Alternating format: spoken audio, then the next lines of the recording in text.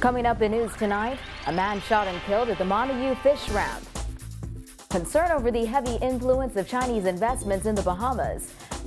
PLP leadership challenger Alfred Sears doesn't believe the party's convention should have been postponed.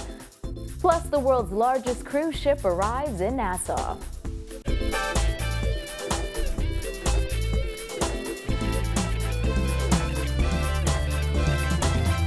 Welcome to Our News. I'm Dana Smith. Thanks for joining us. Topping news tonight, a man was found dead inside a car at the Montagu fish ramp this morning. According to Assistant Commissioner of Police Stephen Dean, who was at the scene, the body was discovered with gunshot wounds. The victim was found slumped over inside of a black Mercedes-Benz parked parallel to the shoreline.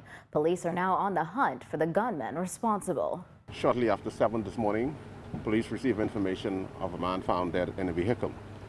That's just east of the Montagu ramp on East Bay. When police arrived on the scene, they met the lifeless body of a male with apparent gunshot wound to the body. Curious onlookers, as well as a few visibly distraught friends of the victim, were at the scene this morning.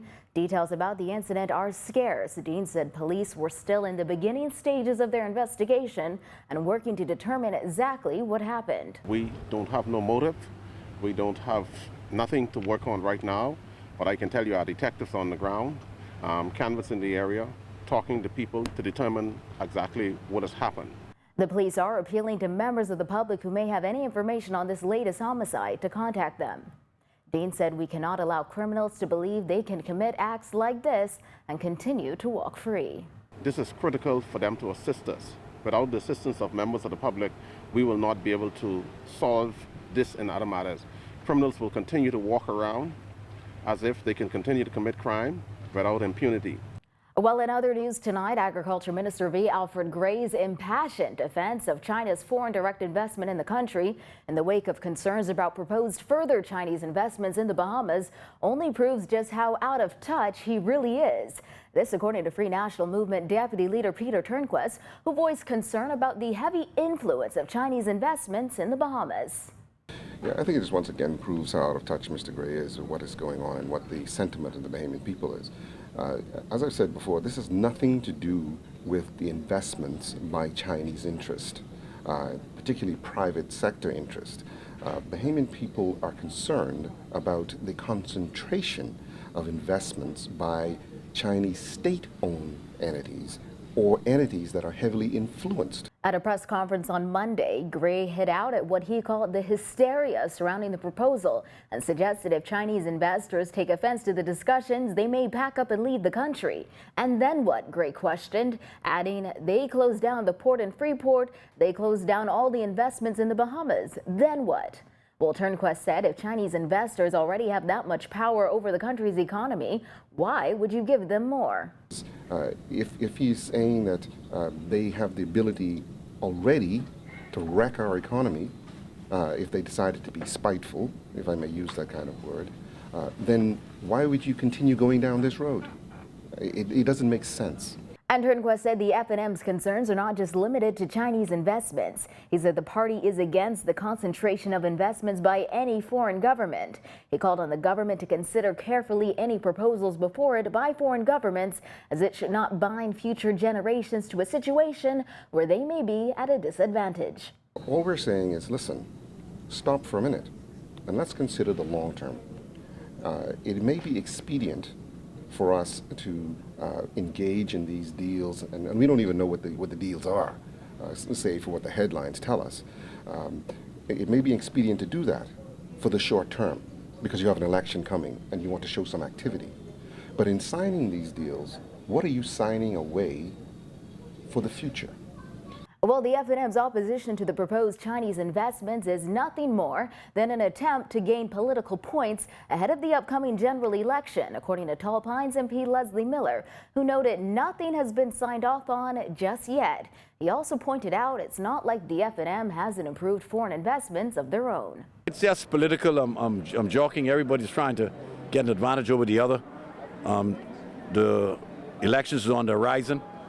So whatever you can drum up against each other. Pointing to that proposed $2.5 billion agri-fisheries initiative, Miller said the F&M is creating a lot of noise about something that isn't even set in stone. They're saying that the Christie government is trying to give the Chinese 10,000 acres of land, which is not true because the Prime Minister refuted that.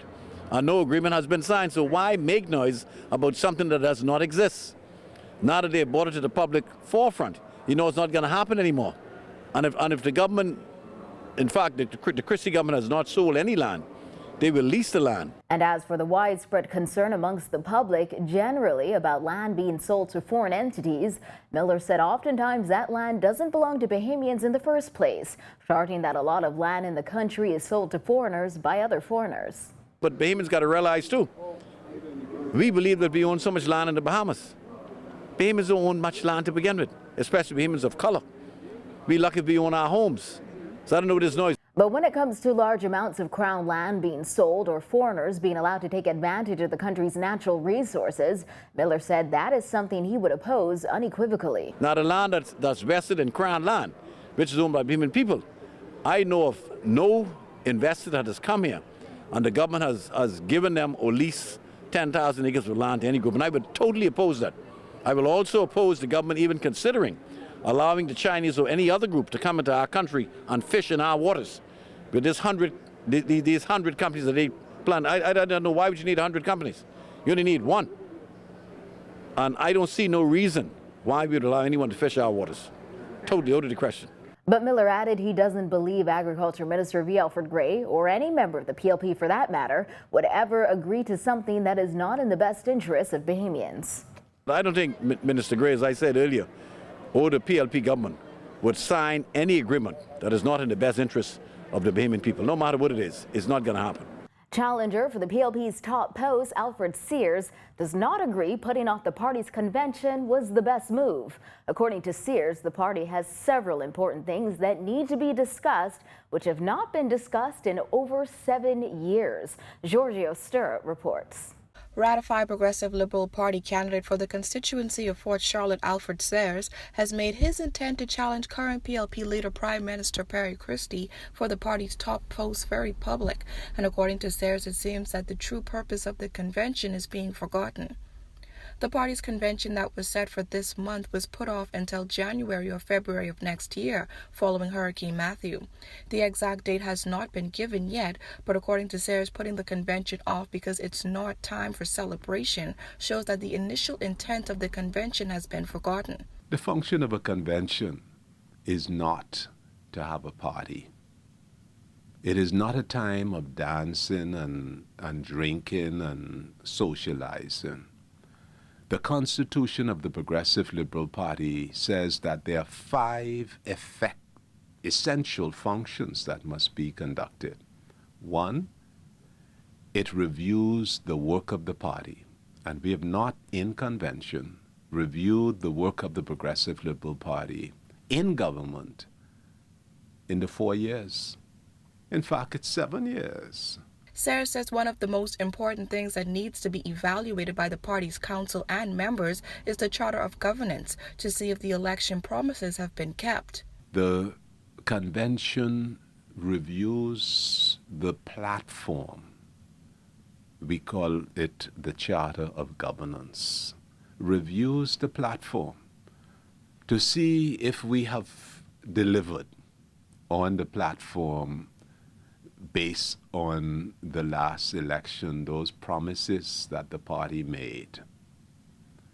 In convention, for the past 4 years, we have not reviewed the platform. Sears says the thing that he finds funny is that the convention is still seen as a party when serious matters, such as the party's bylaws, have yet to be discussed. The convention allows the party to review its constitution, to review its bylaws. For example, we have no bylaws about how elections should be conducted. Something as essential as that, right? Reporting for Our News, I'm Giorgio Sturrup. When Our News returns, the world's largest cruise ship makes its inaugural voyage to the port of Nassau. We've got the details after this break. Stay with us.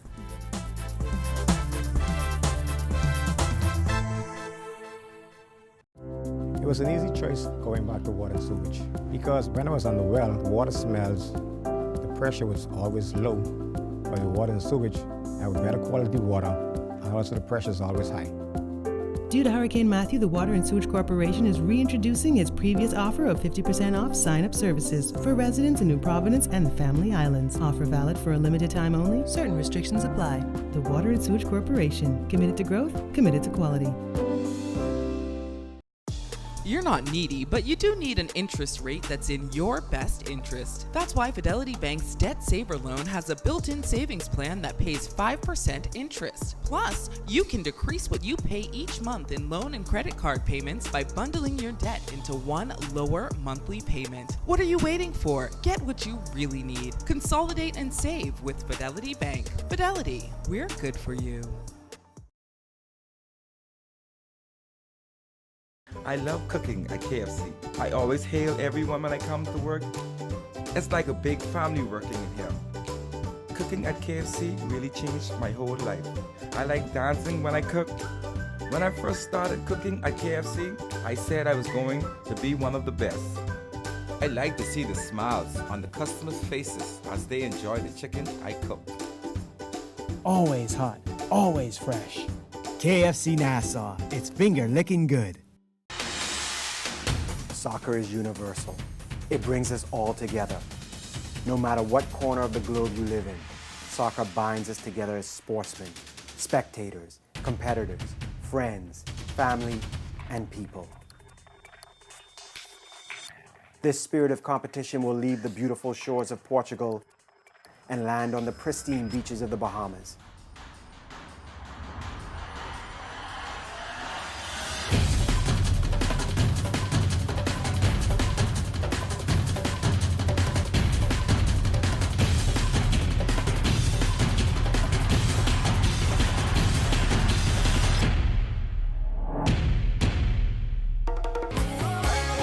Come out and support our Bahamas beach soccer team as they take on the world. Be a part of the worldwide excitement as the FIFA Beach Soccer World Cup comes to the Bahamas in 2017.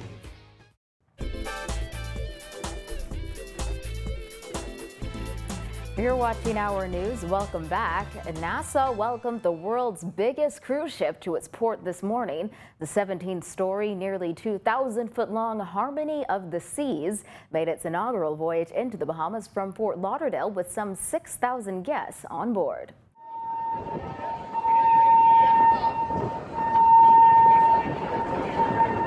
The Harmony of the Seas is the newest addition to Royal Caribbean's fleet, featuring nearly 3,000 staterooms able to accommodate more than 8,000 people at max capacity, more than 6,000 guests, and 2,000 crew members.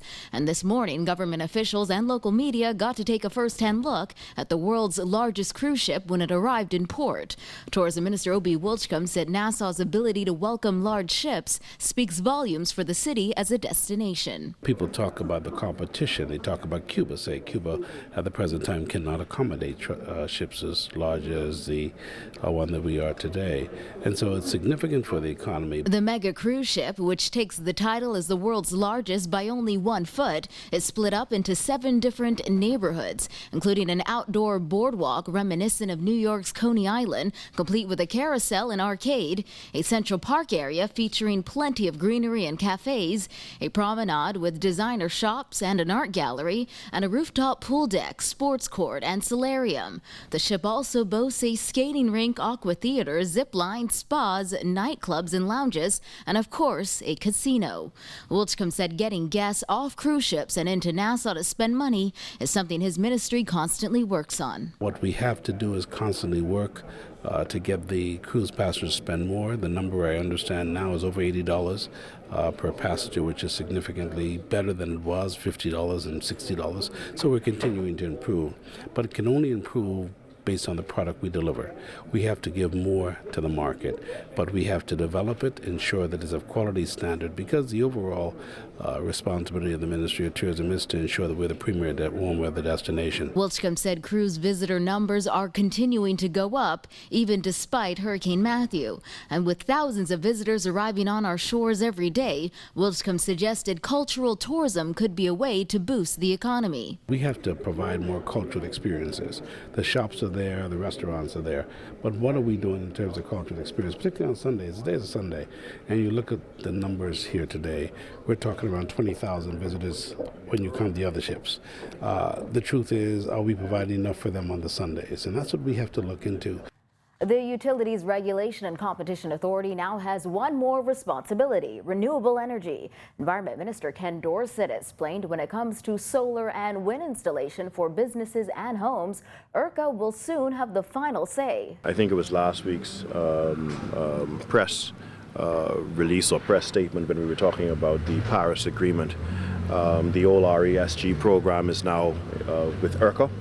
ERCA was established by the legislation as the independent regulator for the electricity sector, and so we look forward to ERCA obviously advancing the structure for the entire residential energy self-generation program, so that people can be, obviously be a lot clearer as to the process involved in getting approval for solar and wind installations. Renewable energy for private consumption has been a topic for many years, but now that legislation has been passed in Parliament, Dorsett was asked about a timeline for Bahamians to get the green light. No, ERCA will have to speak to the timelines. I just know it's before them. I'm clearly, as the minister responsible for alternative energy, I would want them to move it as quickly as possible. Because it's very important, I think, for us to increase the amount of renewable energy penetration in our energy matrix. According to Dorsett, the Bahamas currently has an RE penetration of about 1% in its energy matrix. That, he said, is far from the goal. And so we were looking forward to being able to finally advance programs that will get us closer to our minimum of 30% target by the year 2033. When Our News returns, with the general election coming up next year, the Trade Union Congress is urging members to vote for who they trust will take care of them. Stay with us.